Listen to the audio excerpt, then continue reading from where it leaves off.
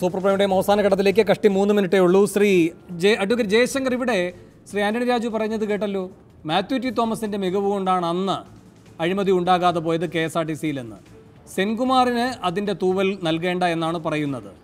അംഗീകരിക്കുന്നുണ്ടോ?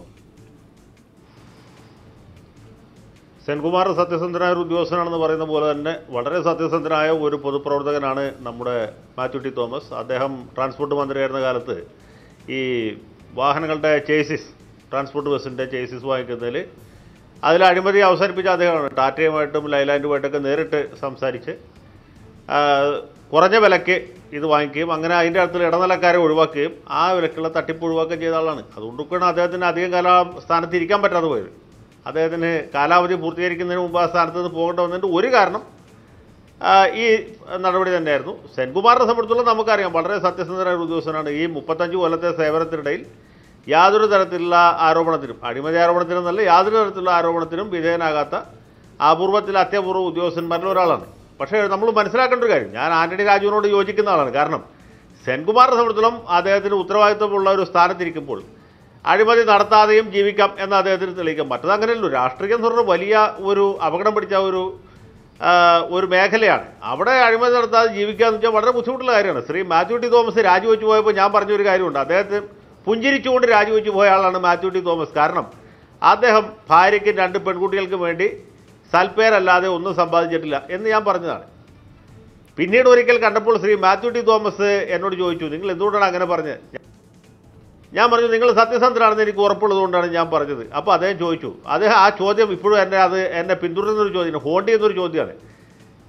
അദ്ദേഹം ചോദിച്ച ചോദ്യം വേണു, അത് വളരെ പ്രധാനപ്പെട്ട കാര്യമാണ്. അദ്ദേഹം ചോദിച്ചു, ഞാനൊരു മണ്ടനാണെന്നല്ലേ ആളുകൾ വിചാരിക്കുള്ളൂ, അഴിമതി നടത്താത്തതുകൊണ്ട് ഞാനൊരു വിഡ്ഢിയാണ് എന്നല്ലേ എൻ്റെ അയൽവക്കക്കാർ, എൻ്റെ നാട്ടുകാർ പോലും വിചാരിക്കുള്ളൂ. സത്യം പറയാൻ എനിക്ക് വലിയ സങ്കടം തോന്നി. ഞാൻ പറഞ്ഞു, അങ്ങനെയൊന്നുമല്ല, സത്യസന്ധരായ ജനങ്ങൾ ബഹുമാനിക്കുകയുള്ളൂ, ആദരിക്കുകയുള്ളൂ. നേരെ മറിച്ച് അഴിമതിക്കാരെ കാണുമ്പോൾ ജനങ്ങൾക്ക് അവജ്ഞയാണ് ഉണ്ടാകുക എന്ന് പറഞ്ഞ് ഞാൻ അദ്ദേഹത്തെ സാന്ത്വനിപ്പിച്ചു. അവസാനമായി ഈ ചർച്ച പൂർത്തിയാക്കാൻ ഇനി സെക്കൻഡുകളേ ഉള്ളൂ എങ്കിലും അഡ്വക്കേറ്റ് DB ബിനു, ഇവിടെ ശ്രീ ആന്റണി രാജു പറയുകയായിരുന്നു, നാം ഒരു ഉത്തരവിൻ്റെ മാത്രം പിൻബലത്തിൽ ചില ആളുകളെ പറ്റി നിഗമനങ്ങളിലെത്തുകയാണ്, അതിൻ്റെ പൂർവ്വചരിത്രവും കൂടെ പരിശോധിക്കേണ്ടതുണ്ട് എന്ന്. വിവരാവകാശ പ്രകാരം ഇതെല്ലാം കിട്ടുക എന്നത് സാധ്യമാണോ? ഇപ്പോൾ ഏതാണ്ട് സാധ്യമാണെന്ന് തോന്നുന്നു. കാരണം ലോക്നാഥ് ബെഹ്റ അവിടെ ഇല്ല. ലോക്നാഥ് ബെഹ്റ ഉണ്ടായിരുന്ന ഒരു 10 ദിവസം മുമ്പ് വിജിലൻസിലെ ഇൻറ്റേർണൽ വിജിലൻസിൻ്റെ രേഖകളൊന്നും വിവരാവകാശ നിയമത്തിൻ്റെ പരിധിയിൽ വരുന്നില്ല എന്ന് പറഞ്ഞ് ഉത്തരവ് പുറപ്പെടുവിച്ചു. അദ്ദേഹത്തിൻ്റെ കീഴിലാണ്.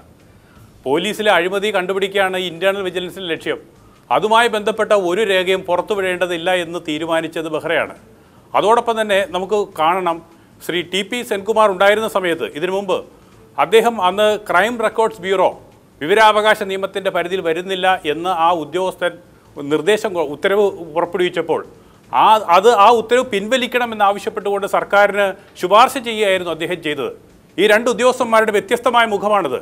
ഒരാൾ സുതാര്യമായി പ്രവർത്തിക്കണമെന്ന് ആഗ്രഹിക്കുകയും മറ്റേയാൾ ഈ അഴിമതിയുടെ കറപുരളുന്ന രീതിയിൽ കാര്യങ്ങൾ മറച്ചുവെക്കണമെന്ന് ആഗ്രഹിക്കുകയും ചെയ്യുന്നതിന് 2 ഉദാഹരണങ്ങളാണ് നമ്മുടെ മുമ്പിലുള്ളത്. നമുക്ക് മനസ്സിലാക്കാൻ കഴിയും. ശരി, സമയം കഴിയുന്നതുകൊണ്ട് ഞാൻ ഇടപെടുകയാണ്. അവസാനമായി സൂപ്പർ പ്രൈം ടൈമിന് പറയാനുള്ളത് പുതിയ പോലീസ് മേധാവിയോടാണ്. ബെഹ്റ ഈ പോലീസ് ആസ്ഥാനത്തേക്ക് കൊണ്ടുവന്ന് വെച്ചിരിക്കുന്ന ഡ്യൂലക്സ് പെയിന്റ് പാട്ട് എടുത്ത് താങ്കൾ പുറത്തെറിയണം. വളരെയധികം നന്ദി ഈ ചർച്ചയിൽ പങ്കെടുത്ത എല്ലാവർക്കും.